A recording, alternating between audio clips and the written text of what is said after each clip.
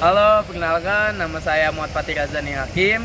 Di sini saya berasal dari Fakultas Teknik Elektro. Prodi saya S1 Teknik Sistem Energi. Di sini saya akan menjelaskan ceramah yaitu tidak beragama orang yang tidak berakhlak. Oke, Alhamdulillahirabbil alamin, segala puji bagi Allah Subhanahu wa taala yang telah memberikan kita nikmat iman, Islam dan kesehatan, sehingga kita masih diberi kesempatan untuk berkumpul dalam keadaan baik. Salawat serta salam semoga selalu tercurah kepada junjungan kita Nabi Muhammad SAW yang telah menjadi teladan agung bagi seluruh umat manusia. Tema yang akan kita bahas kali ini adalah tidak beragama orang yang tidak berakhlak. Kalimat ini sangat dalam maknanya. Mengapa demikian?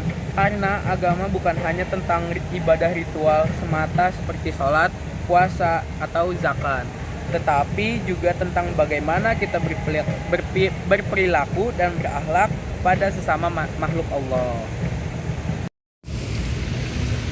Hadirin sekalian, mari kita renungkan sebuah contoh. Bayangkan ada seseorang yang rajin ke masjid setiap hari, tetapi saat berdagang ia suka menipu timbangan dan menaikkan harga seenaknya. Atau seorang yang rajin membaca Al-Quran tapi suka memfitnah atau menyakiti hati orang lain di media sosial. Apakah orang seperti itu benar-benar beragama? Secara lahir mungkin iya, tetapi secara hakikat agamanya belum hidup dalam dirinya. Karena agama yang sejati adalah agama yang melahirkan akhlakul karimah, bukan sekedar simbol ibadah. Turut tiga. Saudara-saudara, akhlak bukan hanya kepada manusia, tapi juga kepada semua makhluk Allah. Kepada orang tua, kita harus hormat dan berbakti. Kepada teman, kita harus jujur dan tolong-menolong. Pada lingkungan, kita harus menjaga dan tidak merusaknya. Inilah bukti nyata keimanan seseorang. Rasulullah pernah bersabda, tidak beriman salah seorang di antara kalian hingga ia mencintai saudaranya sebagaimana ia mencintai diri sendirinya. Hadis riwayat Bukhari dan Muslim.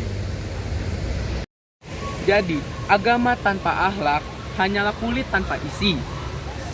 Sholat tanpa akhlak akan kehilangan maknanya. Puasa tanpa akhlak akan menghilangi pahalanya.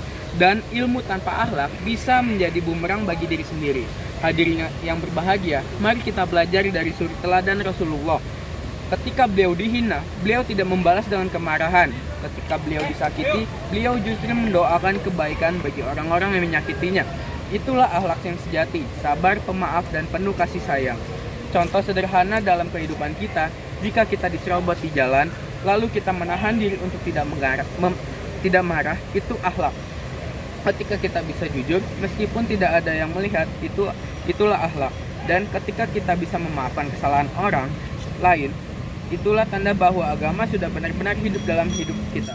Hadirin sekalian, maka dari itu, mari kita tanamkan dalam diri bahwa agama dan akhlak tidak bisa dipisahkan.